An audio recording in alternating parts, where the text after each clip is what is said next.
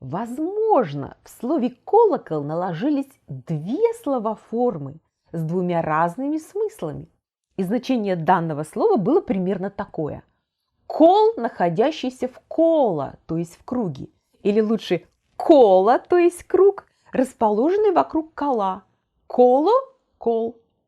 Если посмотреть на строение колокола, то противоречий нет, ведь колокол – ударный музыкальный инструмент в виде металлического купола, то есть круга, внутри которого на петле подвешен язык, то есть кол, ударяющий о стенки колокола во время раскачивания языка или самого колокола.